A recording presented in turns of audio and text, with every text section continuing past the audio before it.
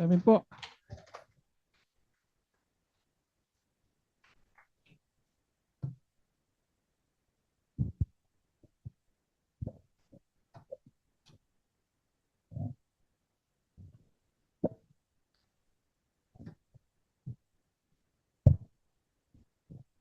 Mapagpalang gabi po sa ating lahat.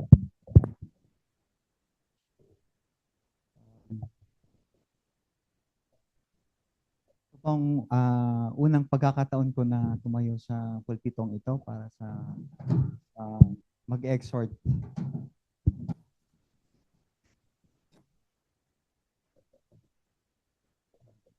I'm thankful to God for this opportunity na gamitin ng daluyan ng kanyang mga salita. At bago po ako magpapatuloy, tayo po muna ay manalangin.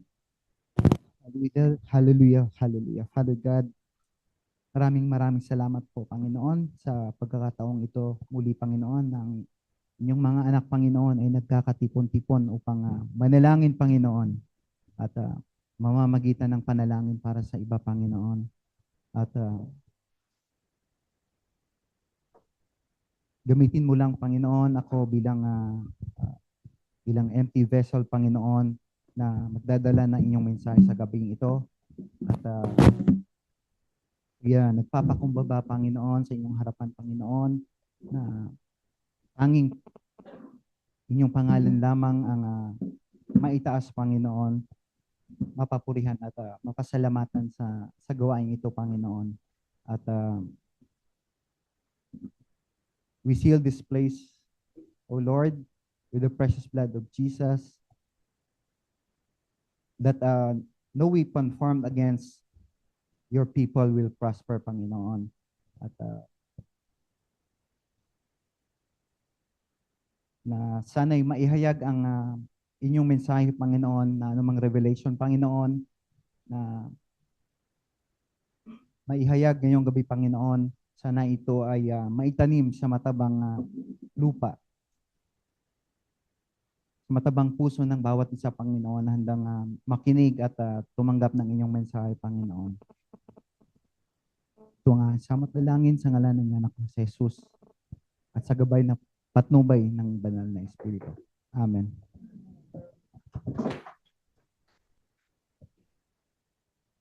At sa pagpapatuloy,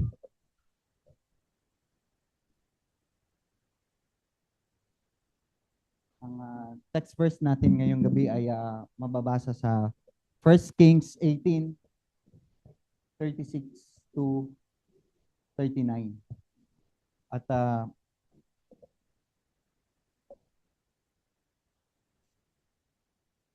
sa 36, and it came to pass at the time of the offering of the evening sacrifice that Elijah the prophet came near and said, The Lord God of Abraham, Isaac, and Israel, let it be known this day that you are God in Israel, and I am your servant, and that I have done all these things at your word. 37. Hear me, O Lord. Hear me, that these people may know that you are the Lord God, that you have turned their hearts back to you again. 38. Then the fire of the Lord fell and consumed the burnt sacrifices, and the wood, and the stones, and the dust, and it licked up the water that was in the trench. 39. Now, when all the people saw it, they fell on their faces, and they said, The Lord, He is God. The Lord, He is God.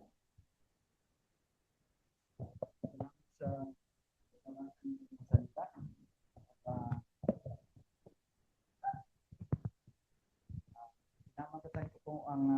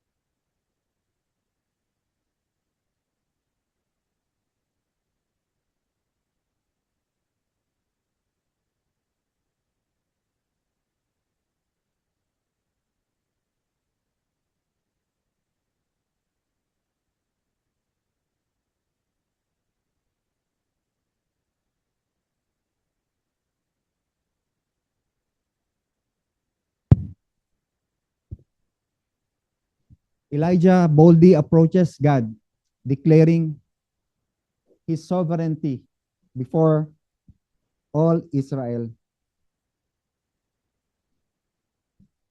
So sa verse 36,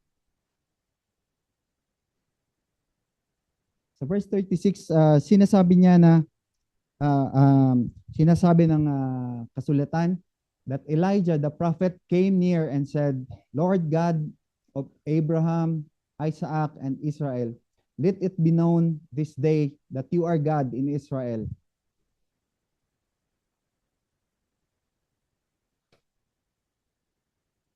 So dito pinapakilala ng prophet Isaiah dito na na kung paano niya pinagkatiwala ang sa Panginoon.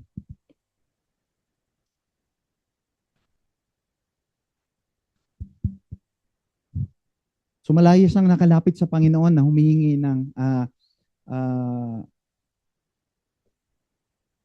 sa Panginoon na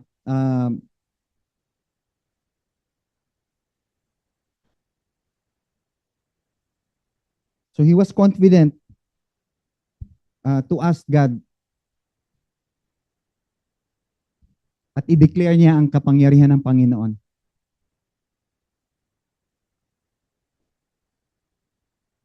At ang related verse sa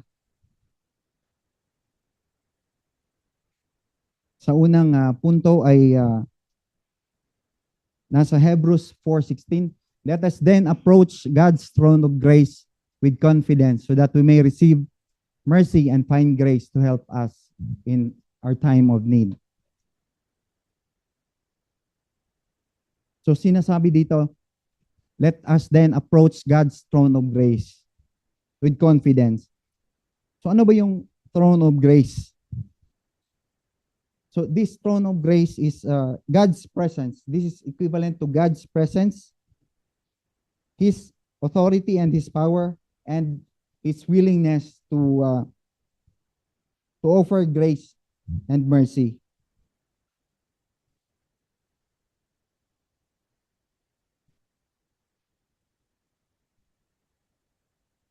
Ayon sa Old Testament, the throne of grace, it was perceived as a place of justice and holiness.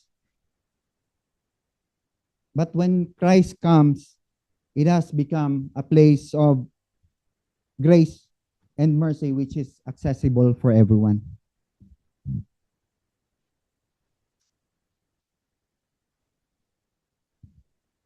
So how to approach the throne of grace of God? So one, with boldness or with confidence. With confidence that God will answer our prayers. And we completely rely on God's power. Another is to approach this throne of grace with humility. Yung nagpapakumbaba tayo na kulang tayo kung wala ang Panginoon. Kulang yung mga ginagawa natin na we acknowledge our limitations and weaknesses. Kaya kailangan natin ng kanyang habag at biyaya. At in approaching this throne of grace, sa pamamagitan ng ating mga panalangin. Sabi niya, we draw near to God and He will draw near to you.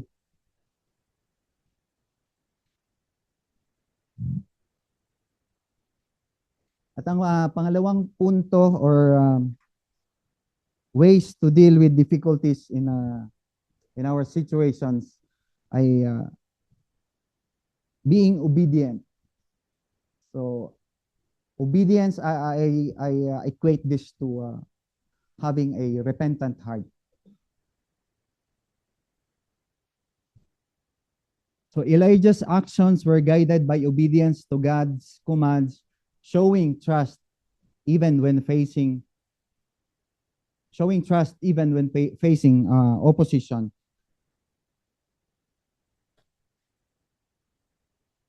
At nasa verse 36 na sinasabi niya that I am your servant and that I have done all these things at your word. So this means na he is abiding to God's commands, na ginagawa niya lahat ng iniutos ng Panginoon sa kanya.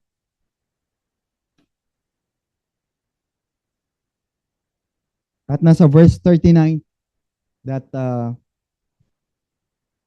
now when all the people saw it, they fell on their faces and they said, "The Lord, He is God. The Lord, He is God." So makita dito na yung mga prophets ni Baal ay na-realize nila na yung sinasamba nilang Diyos ay huwad. At dito, they fell on their faces.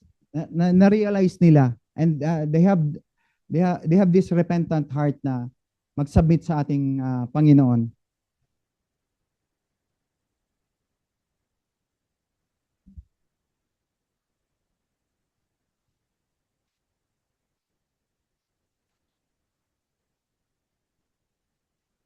And another ang next na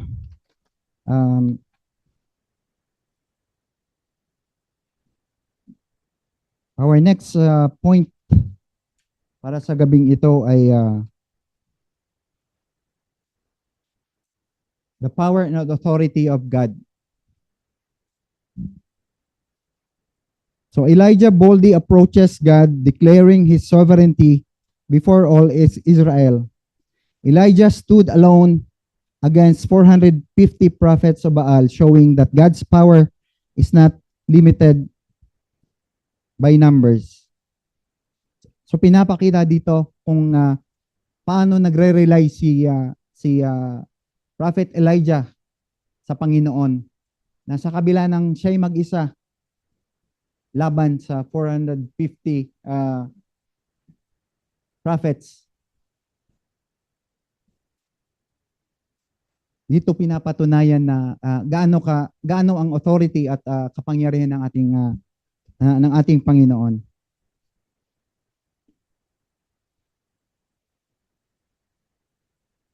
At ang pang-apat na punto, that everything is possible with God. So God's response to Elijah's prayer showed that no situation is too difficult for God to intervene. At ang related verse natin sa gabing ito ay yung Jeremiah 32:27, which reads, "Behold, I am the Lord, the God of all flesh. Is there anything too hard for me?"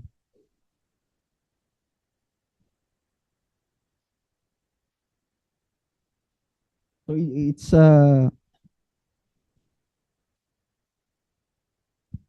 at ang isa pa na related verse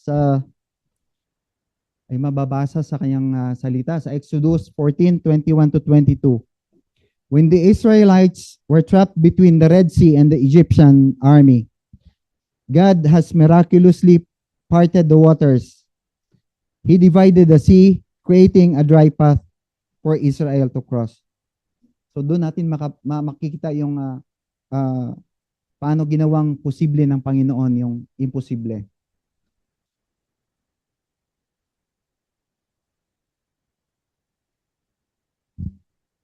So there is nothing too hard for our God. Na hindi na lilimit yung ang kapangyarihan ng Panginoon kung gusto niyang gagawin. Ganun na rin sa ating mga buhay na walang katapusan yung ginagawa ng Panginoon sa ating buhay, na ginagawa niyang posible ang mga imposible.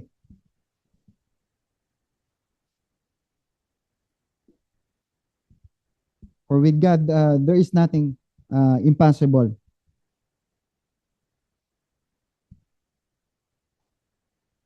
Oh, as a summary, sa apat na punto natin, so be confident in prayer, and we are asked to have an obedient and repentant heart. And pangatlo, we rely on God's power and authority over our life. And by faith, we believe that everything is possible with God. So this is cope. So ang meaning ng cope is, that means how to deal effectively with something difficult. So example is our ability to cope with stress and problems with the help of God. And yun lamang po ang mensahe ng ating Panginoon sa gabing ito. To God be all the glory.